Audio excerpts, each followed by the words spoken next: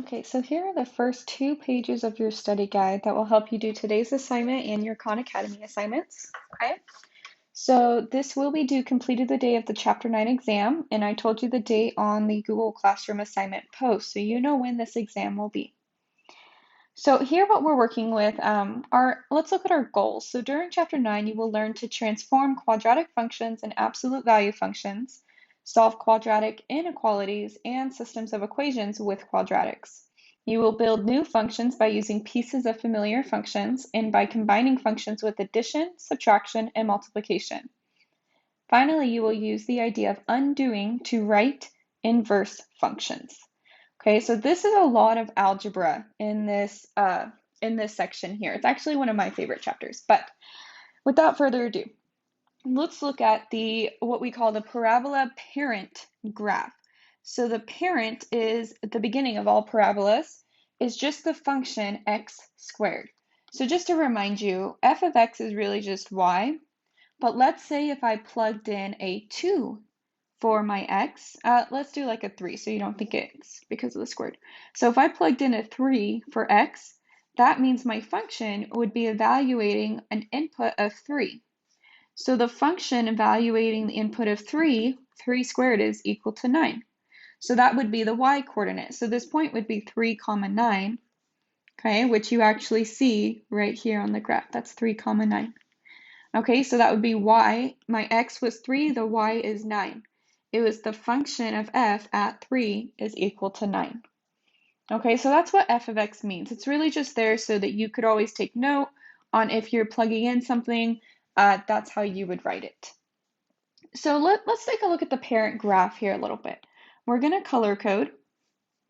The vertex of a parabola, we should know this. It is either the absolute bottom of the parabola or the max, so the minimum or the maximum. The vertex of our parent graph, x squared, is the point 0, 0. Okay, so we're evaluating our parent graph here. So now here the y-intercept is wherever it crosses the y-axis. This is also the point 0, 0. It's where it crosses the y-axis. Now my x-intercepts are where it crosses the x-axis, which in this case is also 0, 0. Okay. Now this function, does it open up or down? Well, it's opening up in this case, right? It's open up. This would be what it would look like if it was opening down. This one is opening up, and it's because it's positive. That x squared is not a negative x squared, so it is a positive. Now we have to determine the line of symmetry. So basically it's wherever we cut it perfectly in half. Okay, so the axis or the line of symmetry in this case is the y-axis. And this would be the line x equals 0. So the y-axis, which is the line x equals 0. Because along this line, all of your x's are 0. So this is 0, 2, 0, 4, 0, 6, and so on. You see there all the x's are 0, okay? So that's why that line of symmetry is x equals 0. So now there it says, describe how these graphs are different from the parent graph.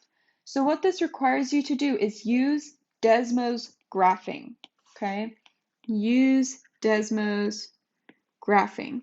So normally in class, I would have each of you start to explore it with Desmos and tell me what it does.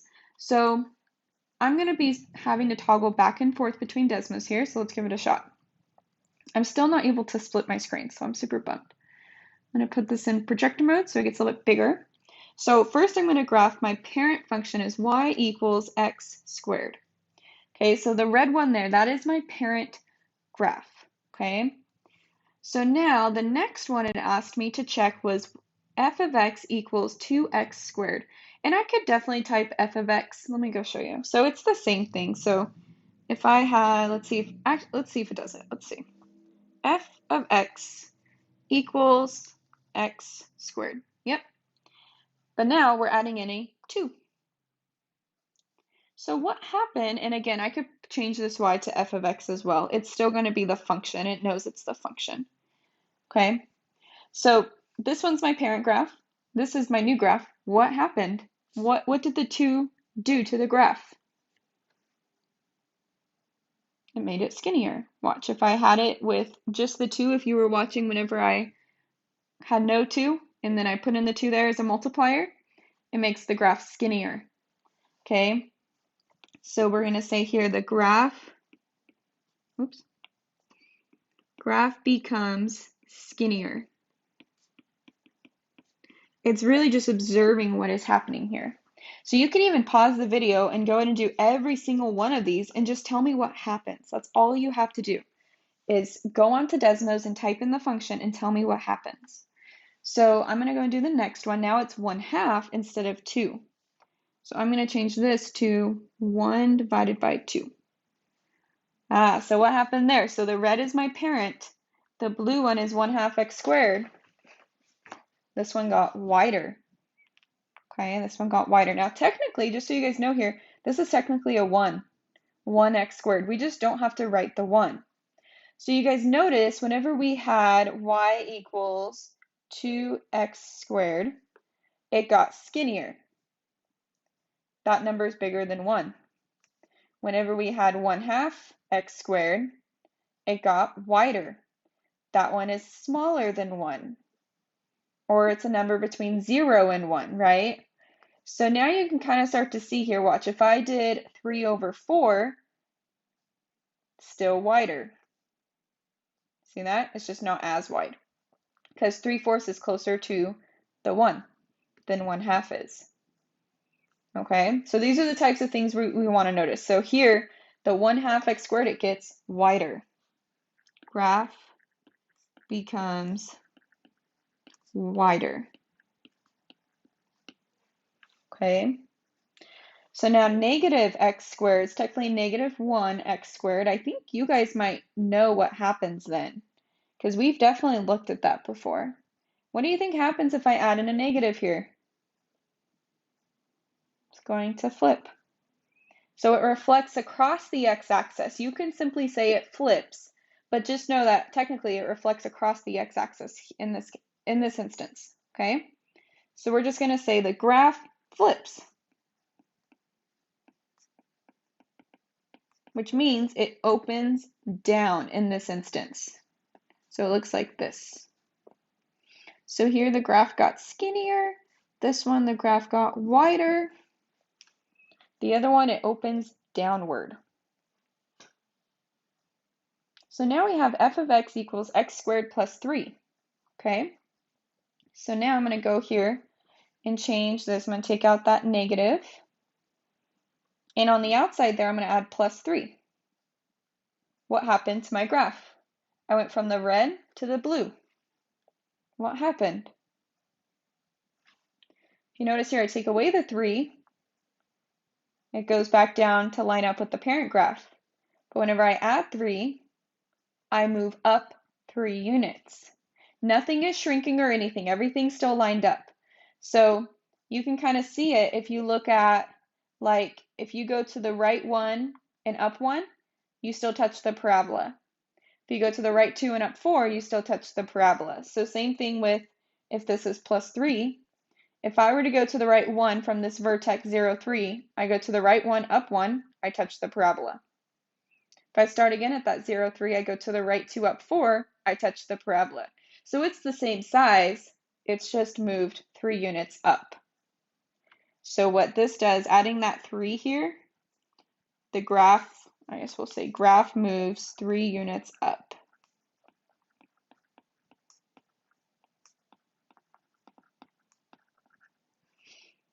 Okay, so now we have x minus 2 inside of the parentheses.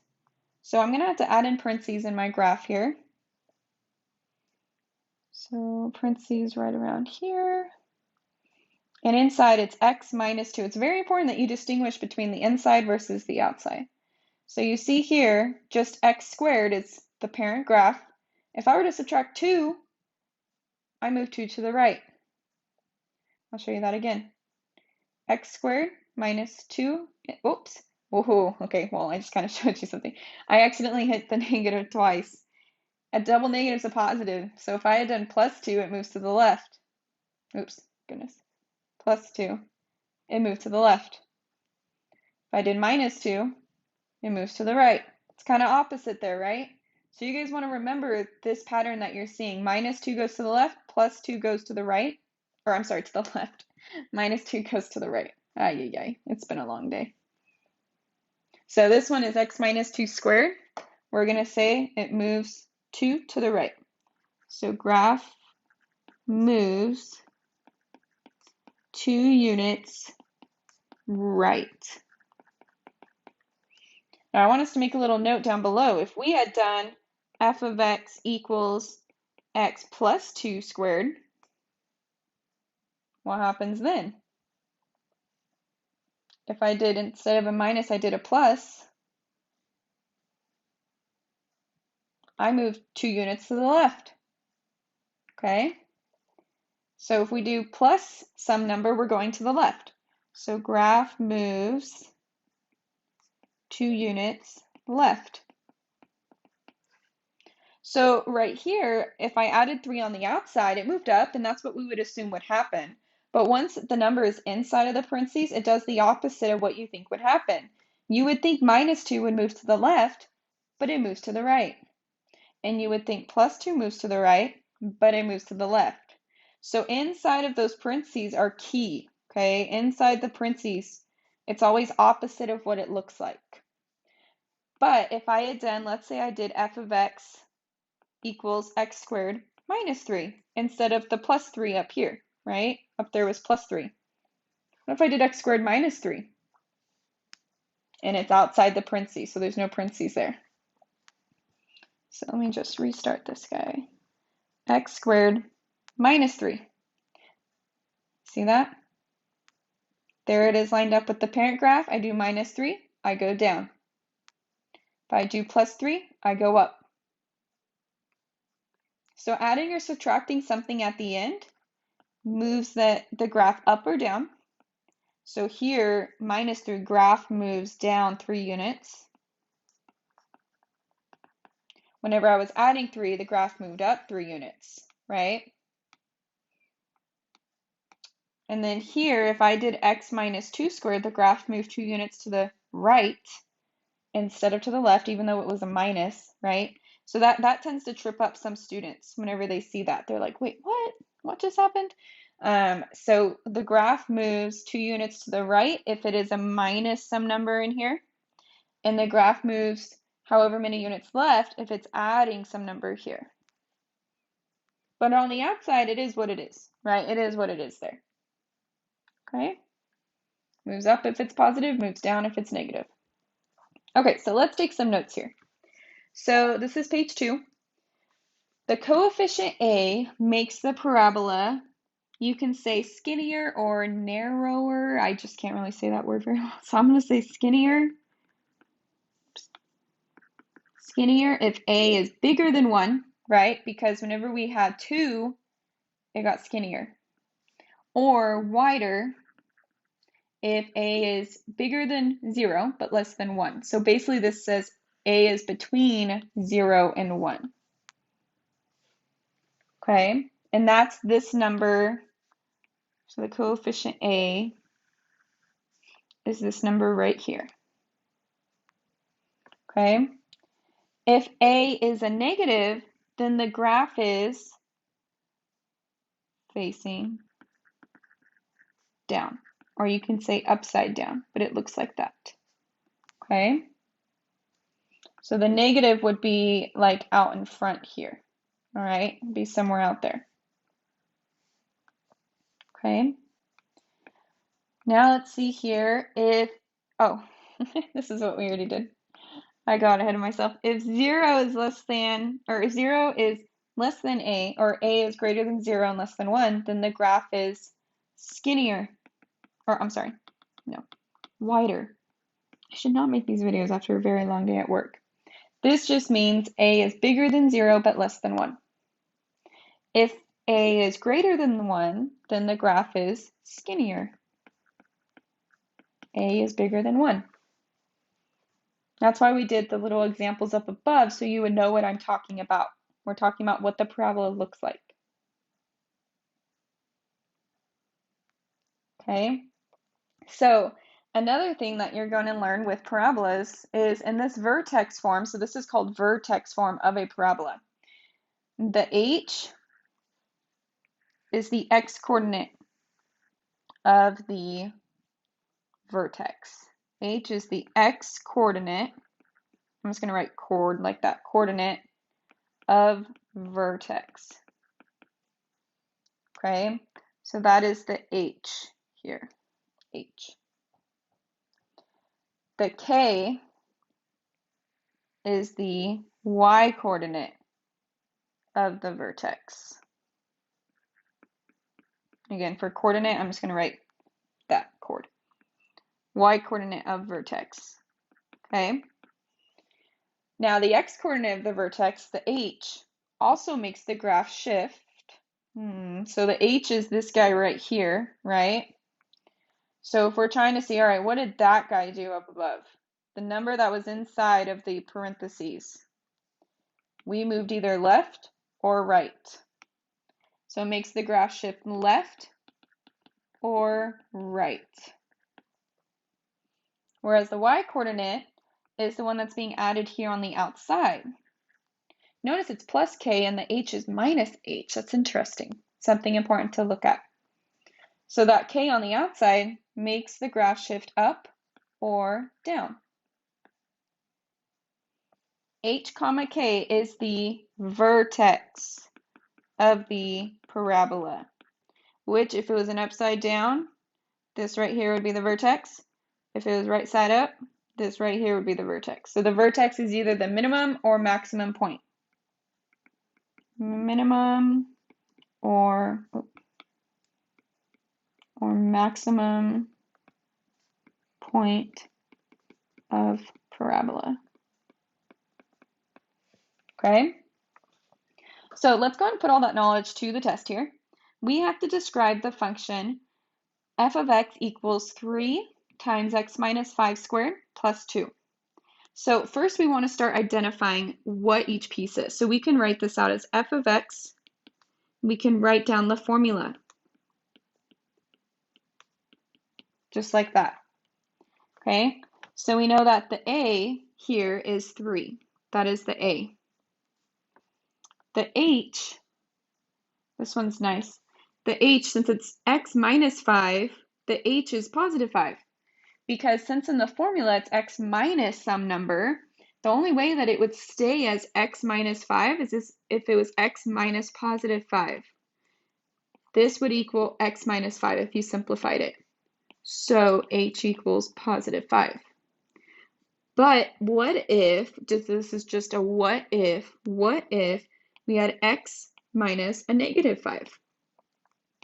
Those two negatives there would make this formula become x plus 5. So h would equal negative 5. So it's always the opposite of what you see. So your h here in your vertex is a positive 5. Okay? That is so very important for you to start to understand and grasp. It is the hardest part about this is just remembering that the h value is the opposite sign of what you see. Because in the formula, x minus h, that's saying the opposite of h, okay, is what we'll see there. Now the 2 is what we call our k, and that is what it is. So, oops, let's see here, there we go. So the k, if it's a positive k, then it's a positive 2 here, okay? So this is a positive 2. So our vertex is the point 5, 2. So that's going to be the main point on our parabola. Does this one open up or down? Well, since the 3 is positive here, the 3 is positive, that means we are opening up, okay? Because the a there, which is the 3, is positive. Is this one going to be narrow or wide? That has to do with the a value again. So since in this case, a is greater than 1 because it's a 3, right? Our a is 3. If A is greater than 1, then the graph is skinnier. So in this case, it's going to be narrow.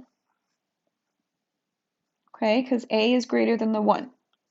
I'm going to shrink this down just a little bit here, just to put like off to the side for you to make a note of. So this means that we shifted blank units to the right or left. Well, my h, it's x minus 5. So remember, it's always the opposite because really the h is a positive 5 because the formula is x minus h. So we shifted 5 to the right and 2 up because it's plus 2. So the 2 here makes them go up. The 5 here makes it go to the right. The 3 makes it really skinny. Okay, very, very skinny there. All right. So let's go and see what's next. Okay, so this is an absolute value. It is the same idea as a parabola, okay? So let's go ahead and see here. If I were to go graph, I'm going to graph just the basic absolute value graph. So let me show you. So the absolute value means all the values must be positive because taking the absolute value of something makes everything positive. Okay? That is the basic absolute value graph. It is a V. It is not a U-shaped, it is a V.